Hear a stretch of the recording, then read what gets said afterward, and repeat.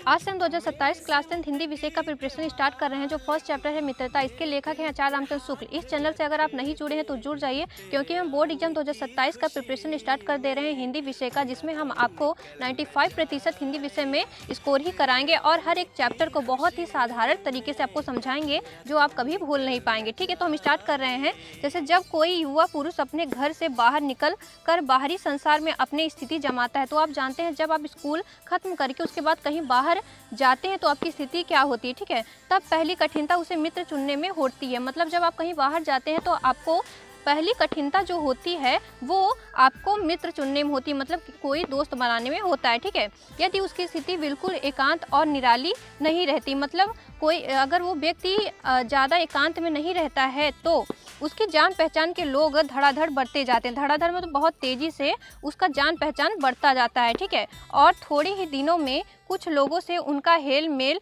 हो जाता है। हेल मेल मतलब घुल मिलकर, मतलब थोड़े ही दिनों में वो अब हर एक इंसान से मिलने जुलने लगते हैं। ठीक है, और यही हेल मेल बढ़ते बढ़ते मित्रता के रूप में परिणित हो जाता है। परिणित मतलब बदल जाता है, यही हेल मेल मित्रता के रूप में परिणित या परिवर्तित हो जाता है। ठीक है, और मित्रों के चुनाव की उपयुक्ता मतलब योग्यता पर उसके जीवन की सफलता निर्भर हो जाती है। मतलब जैसे आप मित्र को चुनते हैं, ठीक है, अगर बुरी संगति वाले आप मित्र चुनोगे तो बुरी संगत के हो जाओगे, अगर अच्छा मित्र चुनोगे तो अच्छा संगत हो जाओगे, क्योंकि संगत माने होता है संग संग गति। जैसी आपकी संगति होती है ऐसी आपकी गति होती है। ठीक है, इसका जो कठिन शब्द है इसका मैंने अच्छे से सरल में लिख दिया, तो आप इसको देख लीजिए। इसी तरह जानकारी को प्राप्त करने के लिए मेरे चैनल को लाइक सब्सक्राइब जरूर करिएगा। ठीक है, धन्यवाद।